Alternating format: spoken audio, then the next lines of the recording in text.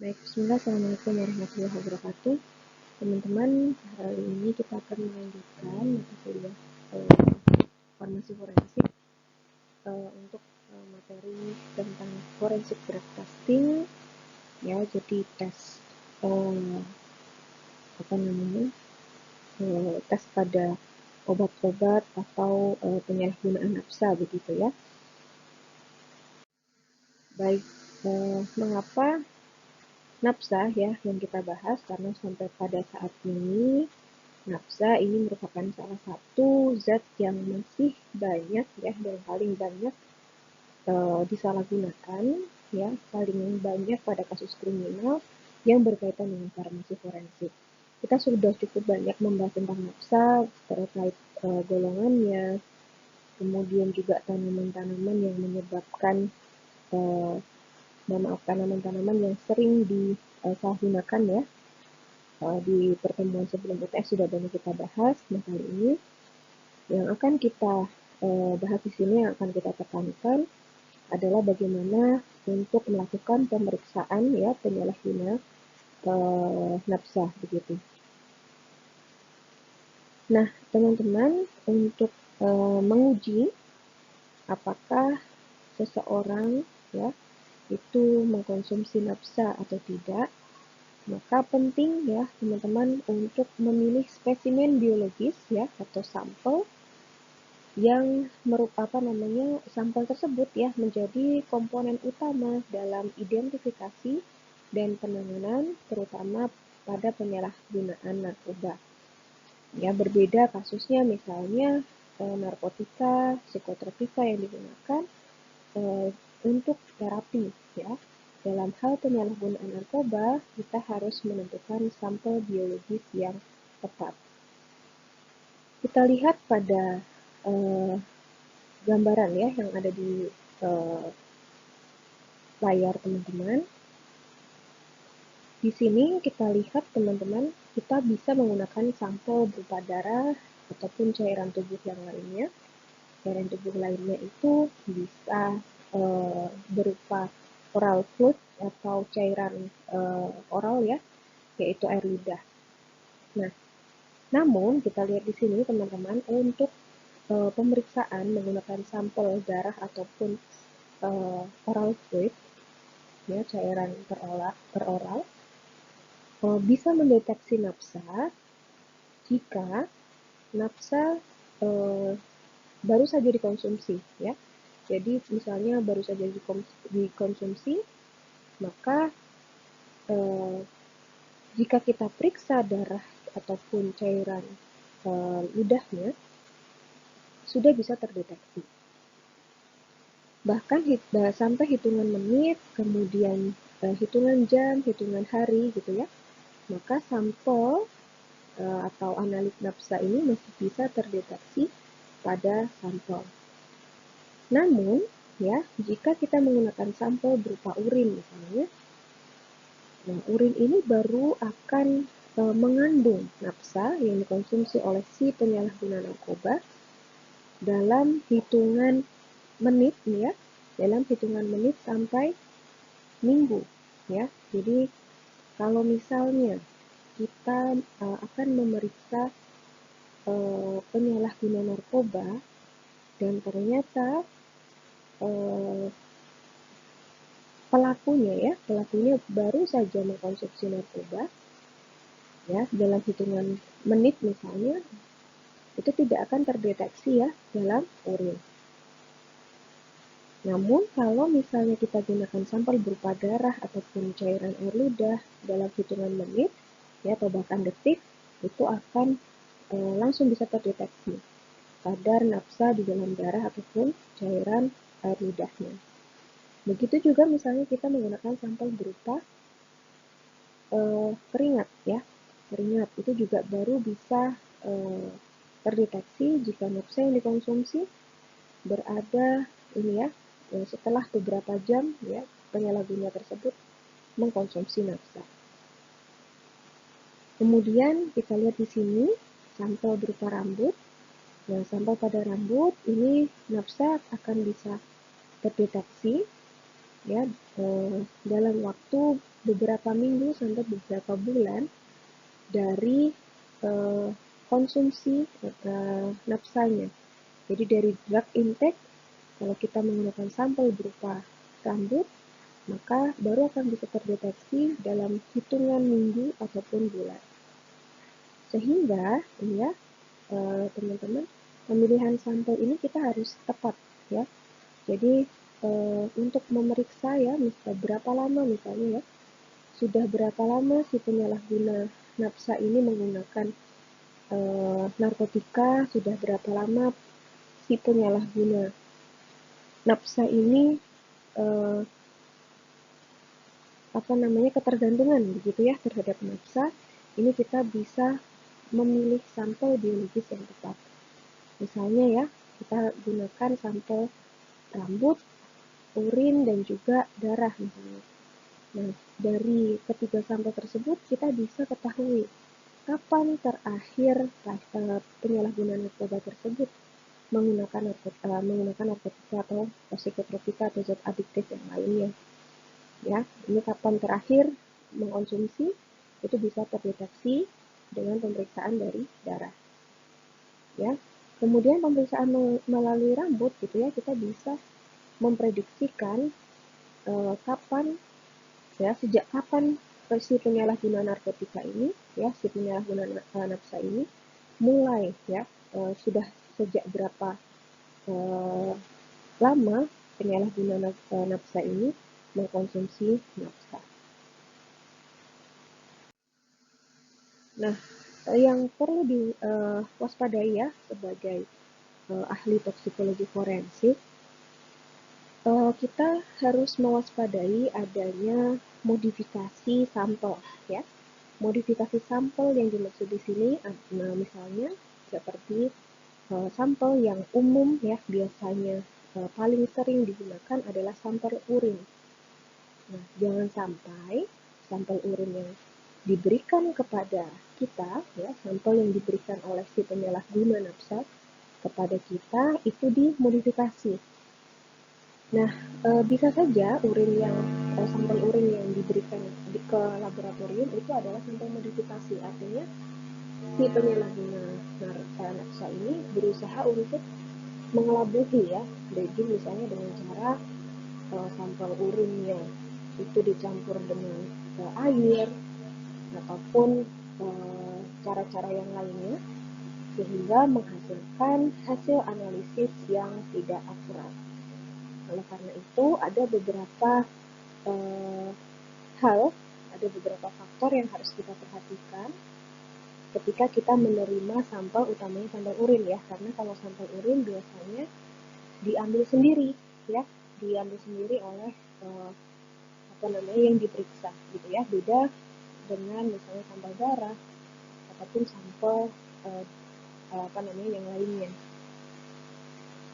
Nah, sampel urin yang digunakan ya, sampel urin yang digunakan volumenya itu setidaknya 45 ml ya, volumenya minimal 45 ml. Kemudian tadi ya, untuk mencegah, untuk mendeteksi ya, jangan sampai sampel urin yang diberikan kepada laboratorium adalah sampel yang telah dimodifikasi, maka kita perlu melakukan tes validitas spesimen urin. Ya, jadi kita periksa terlebih dahulu sampelnya, apakah sampel tersebut asli ya atau tidak.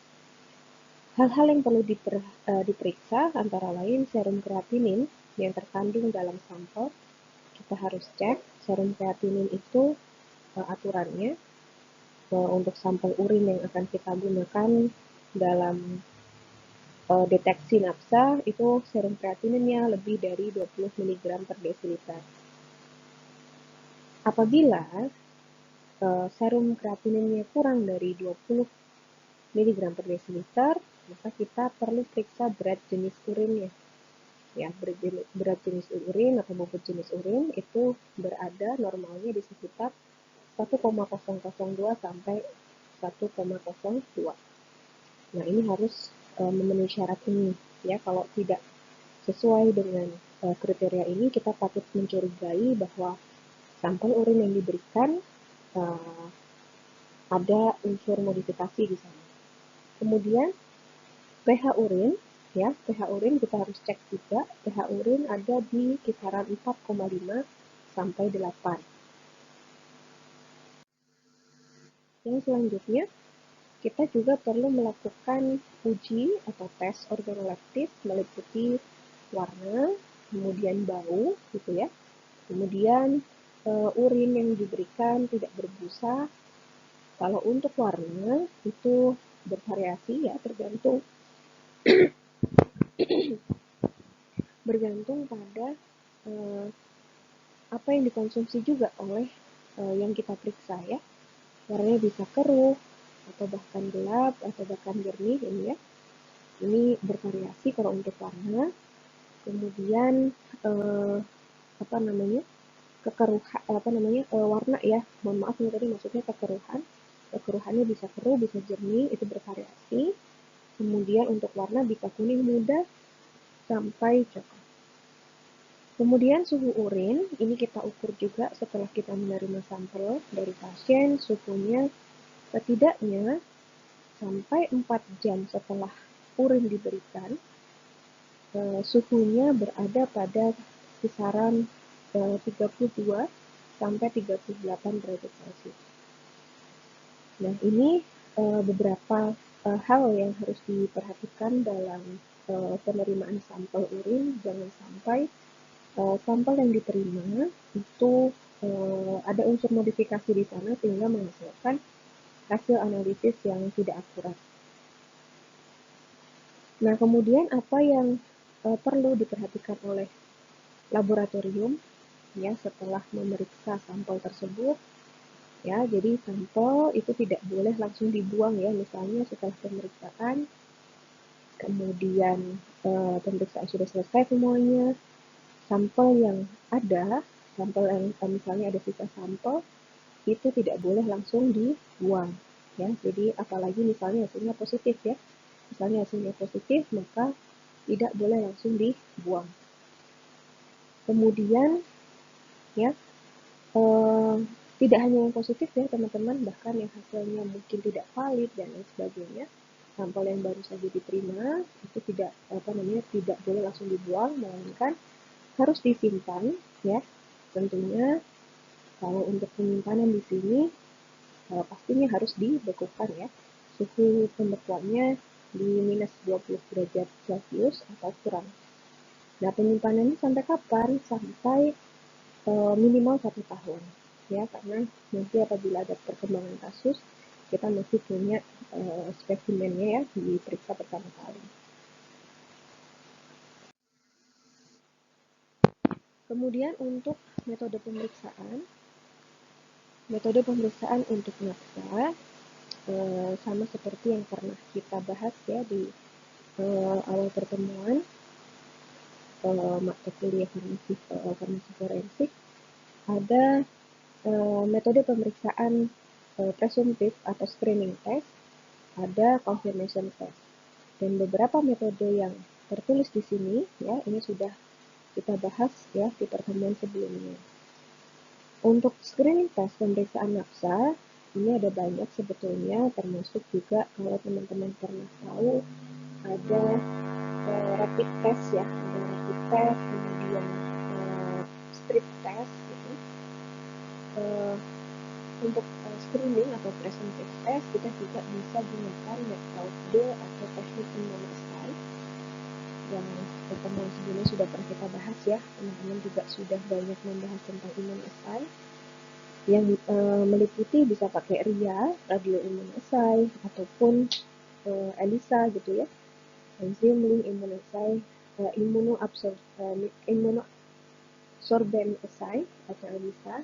Nah, ini nanti saya ada videonya, mudah-mudahan bisa diputar di sini untuk memberikan gambaran kepada teman-teman bagaimana cara melakukan uji menggunakan ELISA.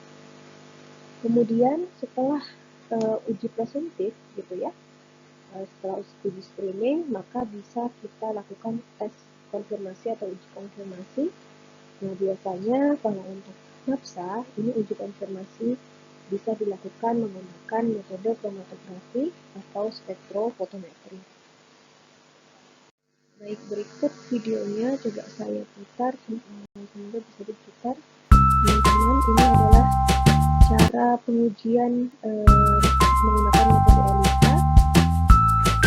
Semoga sedikit bisa memberikan gambaran kepada teman-teman bagaimana melakukan uji menggunakan pengujian. Meskipun di sini sampel yang digunakan bukan merupakan sampel napsa ya. Ini tuh udah di engine-nya udah ada.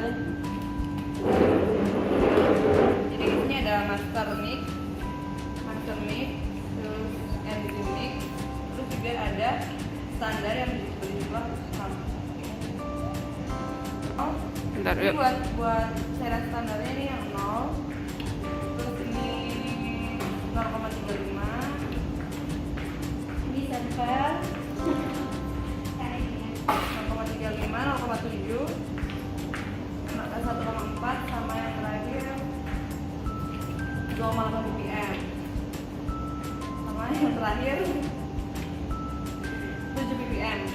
Sebelumnya kita siapin dulu. Jadi buat bikin standar kita siapin dulu namanya well-nya buat tempat standar. Jadi well ini kita nggak boleh megang ini, nggak boleh kontak langsung tangan, jadi kita harus pakai ini namanya well. Jadi kita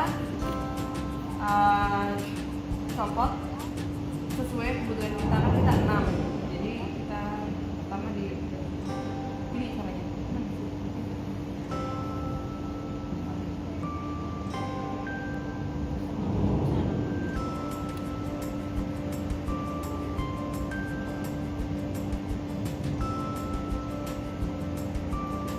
Ini kalau belum ya? Belum. Jadi kita kan butuhnya 6, jadi kita potong sesuai kebutuhan 1, 2, 3, 4, 5,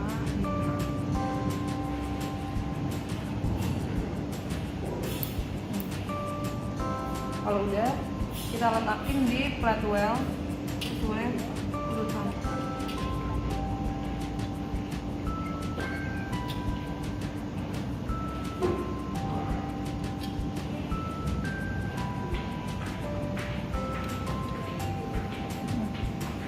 A, B, C, D, E, F.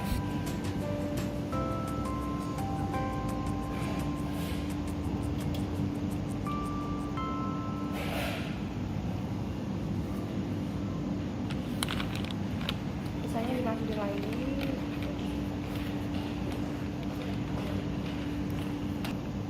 Ya, well. Maaf ya, Wel. Baik-baik aja kan, Wel? Ditutup dulu. Pertama ini dimasukin dulu. Ininya pertama kita perlu tutup buat mix engine sama master mix. Kita bilas dulu kayak apa deh.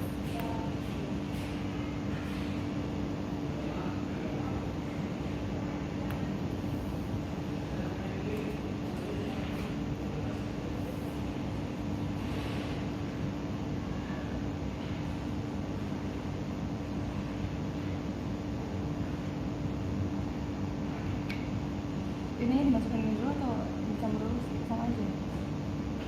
Ini juga masuk. Masukin dulu. Masukin itunya, standarnya. Jadi ini standar yang tadi udah dikeluarin itu dimasukin masing-masing 100 Ya. 100 mikroliter ke wells yang tadi udah disiapin.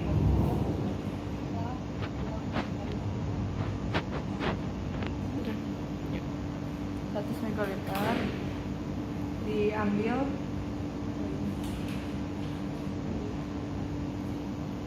harus di ini dulu ya.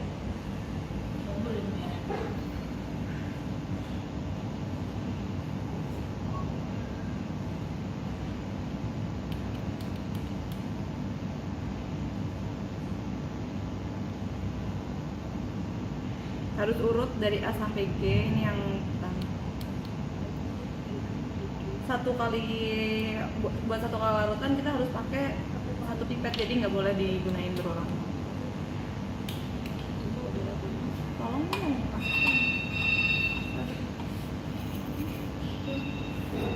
ini untuk standar yang nomor 2 sampai nomor 6 di kasih perlakuan.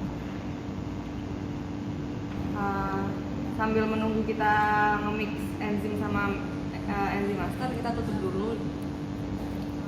Kemudian selanjutnya kita mix master mix sama enzim mix. Jadi masing-masing itu 100 mikroliter, yang ini 100 mikroliter untuk satu sampel. Jadi untuk satu sampel itu kita campurkan 100 mikroliter dan 100 mikroliter itu.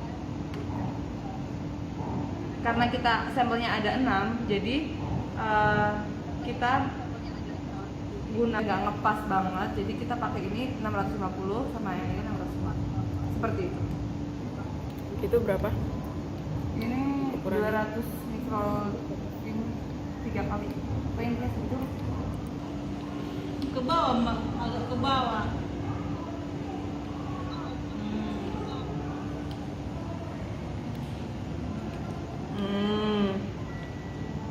Ini kok nyalain pipet. Terus aja pagi kamu naik turun. Gila. 1,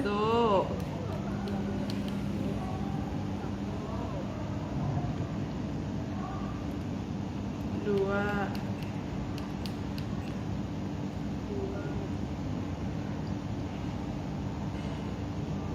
3, dan yang tutup dulu.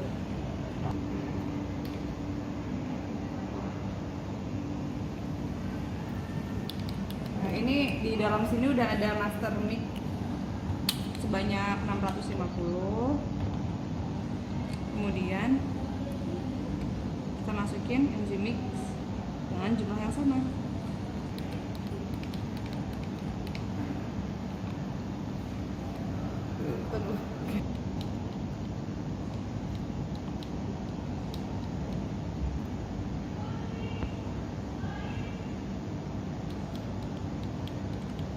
Kayaknya lebih dapat pertama deh.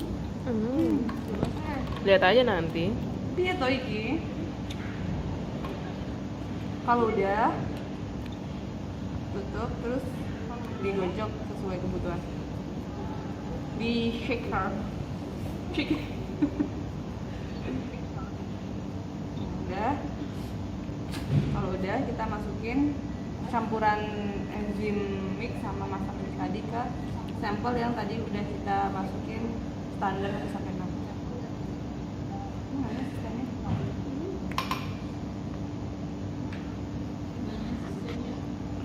Sebanyak 200 mikroliter.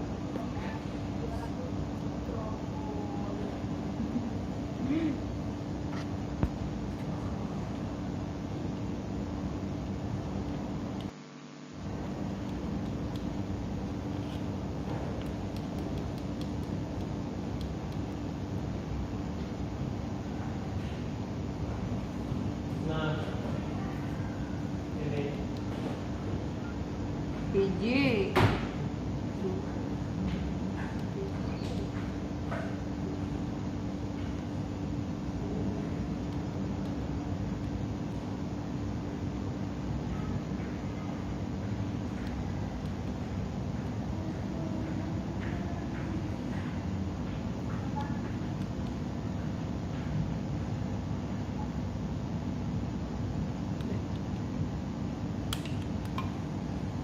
Kemudian kalau udah kita gojok.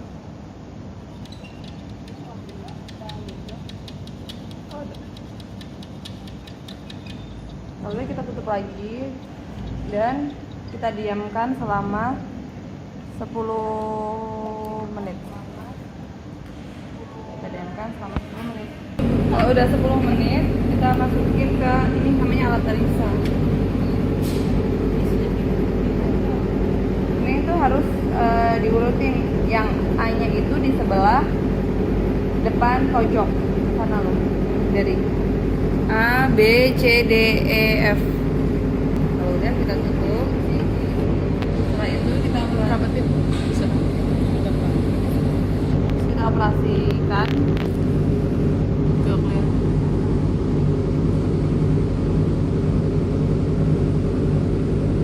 Tes ya. Pertama pencet tes ini, tes.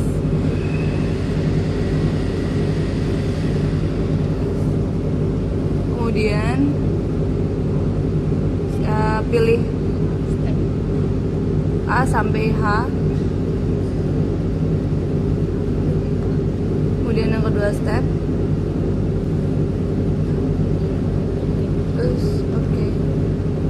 Terus kita pilih tadi sampelnya kita itu ada di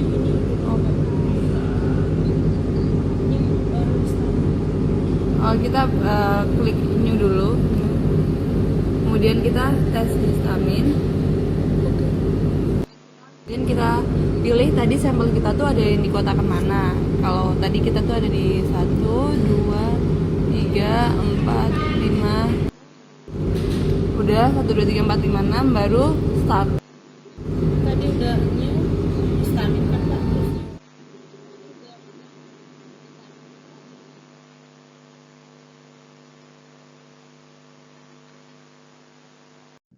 Baik, itu tadi ya teman-teman gambaran bagaimana menggunakan alat ELISA, sehingga salah satu kelebihan dari metode alat tersebut adalah kita bisa menguji sekaligus beberapa sampel, gitu ya. Kemudian di slide ini teman-teman sekalian bisa melihat batas deteksi jika sampel berupa urin. Ya, tadi ya misalnya kita melakukan pemeriksaan nafsa ya, sampelnya berupa urin, maka yang bisa kita menjadi patokan begitu ya, menjadikan pemeriksaannya nanti analit yang akan terperiksa ya, yang menjadi sampel yang menjadi standar jadi perbandingan untuk dimasukkan ke dalam alat ELISA dan lain sebagainya. Kita untuk deteksinya ya, ini bisa berupa amfetamin ya. Jadi jenis nafsanya harus spesifik. Nah, kemudian bisa misalnya MDMA gitu ya, atau kokain. Nah, kita lihat di sini kalau misalnya kita memeriksa amfetamin begitu ya. Nah, ini adalah cut off-nya ya teman-teman. Cut off di sini diartikan sebagai batas minimal seseorang nanti dikatakan dia betul menyalahgunakan nafsa. Jadi biasanya akan terdeteksi kalau amfetamin ini pada dosis atau pada besarannya ya, besaran yang akan terdeteksi adalah 500 nanogram per mililiter dari sampel urin ya. Kemudian MDMA juga 500 gitu ya. Nah, untuk kokain ini 150. Jadi ini untuk tes presuntifnya. Sedangkan nanti kalau dilakukan uji konfirmasi, ini cut-off-nya akan lebih kecil ya, batas pemeriksaannya akan lebih kecil. Dengan amfetamin tadi di screening tesnya bisa 500 nanogram per mililiter. Nanti pada saat kita melakukan uji confirmation test atau uji konfirmasi, itu untuk cut-off dari batas deteksi dari amfetamin adalah 250 nanogram per mililiter. Nah, kita lihat di sini ya teman-teman, kalau misalnya kita menguji ya apakah pasien atau penyalahguna narkotika gitu ya mengkonsumsi amfetamin misalnya ya, di sini ada amfetamin, maka untuk confirmation testnya itu nanti yang akan terlihat tidak bisa berupa amfetamin atau metamfetamin. Kemudian kalau misalnya di sini ya untuk uji kita ada kecurigaan bahwa penyalahguna nafsa itu yang digunakan atau yang disalahgunakan adalah kodein atau morfin, maka untuk uji confirmation-nya juga bisa nanti terpisah ya, kadar kodeinnya berapa, kemudian kadar morfin yang ditemukan dalam sampel berapa. Selain sampel urin, kalau kita misalnya menggunakan sampel berupa cairan oral tadi ya, misalnya digunakan air liur, maka cut off-nya juga akan berbeda, akan lebih kecil ya angkanya. Kalau tadi pemeriksaan menggunakan sampel urin cut off-nya untuk uji screening pada amfetamin itu 500. Kalau kita menggunakan cairan oral itu bisa lebih sedikit, cut off-nya yaitu 50 mg per mililiter, sedangkan untuk uji konfirmasinya juga akan lebih kecil ya, yaitu di 25 nanogram per mililiter. Begitu juga untuk jenis-jenis analit yang lainnya ya teman-teman. Nah, ini juga kadarnya secara keseluruhan akan lebih kecil dibandingkan jika kita menggunakan sampel urin. Nah, kemudian untuk waktu deteksi obat dalam urin ini bergantung pada berbagai jenis kondisi, termasuk tes tengah ya, tes tengah dari obat. Jadi tes tengah NAPSA itu akan mempengaruhi apakah analit yang akan kita periksa itu bisa akan terdeteksi atau tidak ketika kita melakukan pemeriksaan. Misalnya di sini amfetamin dan metamfetamin, durasi deteksi dalam urin adalah 1-2 hari ya. Jadi setelah 1-2 hari kadar analit amfetamin ataupun metamfetamin dalam urin itu bisa jadi berkurang sangat banyak begitu. Kemudian untuk barbiturat ini golongan psikotropik ya, ini 1-3 hari. Untuk benzodiazepin, kanabinoid ini bisa sampai waktu yang cukup lama, bisa sampai 60 hari untuk kanabinoid. Kokain, metadon, opiat ini rata-rata 1-3 hari. Jadi kita tidak boleh melebihi tes tengahnya ya, tidak boleh melebihi waktu yang ada di sini dalam pemeriksaannya. Atau misalnya juga bisa diartikan misalnya setelah pemeriksaan urin ternyata tidak terdeteksi NAPSA ya, analit NAPSA pada sampel urin yang kita periksa. Bisa jadi bukan karena penyalahguna tersebut tidak menggunakan NAPSA, namun kita juga harus tanyakan ya kapan terakhir NAPSA-nya dikonsumsi begitu ya, karena ketika ternyata sudah mengkonsumsi misalnya lebih dari 5 hari saat diperiksa ternyata konsumsi terakhir itu 5 hari sebelumnya, maka bisa jadi memang tidak ditemukan ya sampel di urin gitu ya, karena tes tengahnya hanya sampai di 3 hari. Bisa saja terdeteksi ya, jadi bukan berarti setelah 3 hari itu tidak sama sekali tidak ada kadar analit dalam sampel, namun mungkin kadarnya ada namun terlalu sedikit sehingga tidak bisa terbaca pada alat begitu. Jadi kita sudah lihat ya batas deteksinya, itu misalnya amfetamin, katakanlah ya amfetamin kita periksa menggunakan urin akan terdeteksi ya batas cut off-nya 500 mg per mili. Bisa jadi kadarnya setelah 2 hari itu lebih rendah dari 500 ya, sehingga tidak terdeteksi menggunakan alat. Kemudian hasil pemeriksaan, hasil analisis kita menggunakan alat terutama metode immunoassay ini bisa memberikan hasil positif palsu ya. Positif palsu yang dimaksudkan di sini adalah tidak terdeteksi analit NAPSA yang kita akan periksa, target yang akan kita periksa itu tidak terdeteksi, ternyata bukan karena tidak ada konsumsi NAPSA, namun karena adanya faktor pengganggu ya. Jadi misalnya ternyata penyalahguna NAPSA juga mengkonsumsi obat-obat yang lain, misalnya opiat ya, golongan opiat ini obat-obat antibiotik golongan quinolone ini bisa mengganggu ya, misalnya penyalahguna NAPSA tersebut juga mengkonsumsi antibiotik quinolone secara bersamaan dengan NAPSA, maka akan menyebabkan hasilnya positif palsu, jadi bisa jadi tidak akan nampak hasilnya. Nah, selain itu faktor pengganggu di sini juga bisa diartikan ya pada pemeriksaan urin. Ternyata kita melakukan uji screening, kemudian uji konfirmasi, ternyata didapatkan tadi ya analit seperti amfetamin gitu ya, metadon. Nah, ternyata sampel yang kita periksa memang tidak mengkonsumsi jenis obat nafsa ya. Namun ternyata analit yang kita periksa, ya misalnya terdeteksi metadon gitu ya. Nah, ternyata pasien tidak menggunakan metadon, namun menggunakan obat lain yang analitnya sama ya, analit yang diajarkan itu sama.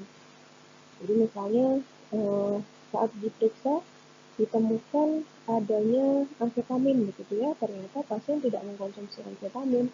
Di sini ada faktor pengganggu ya, ternyata pil diet seperti clobenzarek, promethazine, kemudian ranitidin, pseudoephedrine, ini ternyata juga bisa menghasilkan analit yang sama, sehingga amfetamin terdeteksi, padahal ternyata sampel yang kita periksa tidak menggunakan amfetamin. Di situ juga bisa terjadi seperti itu, sehingga kita perlu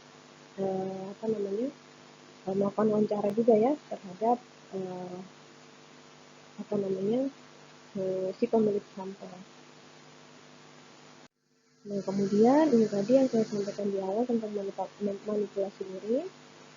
Jadi dibandingkan berbagai spesimen yang lainnya yang digunakan untuk pemeriksaan nafsa, urin merupakan salah satu spesimen yang paling mudah untuk dimanipulasi. Sehingga yang seperti yang tadi saya sampaikan di awal, ya, kita harus memeriksa betul bahwa sampel urin yang kita periksa itu tidak dimanipulasi. Manipulasi yang dilakukan bertujuan untuk mengubah hasil pemeriksaan, ya, mengubah hasil pemeriksaan. Dan secara umum terdapat 3 jenis manipulasi pada urin yang dapat dilakukan ya pada pemeriksaan narkoba. Jadi misalnya manipulasi yang dilakukan dengan cara menurunkan konsentrasi obat, dengan cara mengkonsumsi obat yang bisa mendetoksifikasi kadar dari nafsa tersebut, atau meminum air putih dan jumlah yang besar. Ini kita harus hati-hati ya, ini bisa dilakukan oleh penyalahguna. Kemudian bentuk manipulasi urin yang lainnya dengan cara menurunkan kadar obat dalam urin dengan cara menambahkan air secara langsung pada urin yang telah ditampung. Kemudian merusak obat atau mengubah pH sehingga mengganggu pemeriksaan dengan cara menambah berbagai substansi seperti bahan kimia tertentu ataupun zat-zat senyawa yang bisa digunakan untuk detoksifikasi. Nah, ini sehingga kita perlu melakukan uji terlebih dahulu ya terhadap sampel yang kita terima. Nah, tadi ya teman-teman, untuk uji screening kita bisa melakukan di awal ya strip test seperti ini.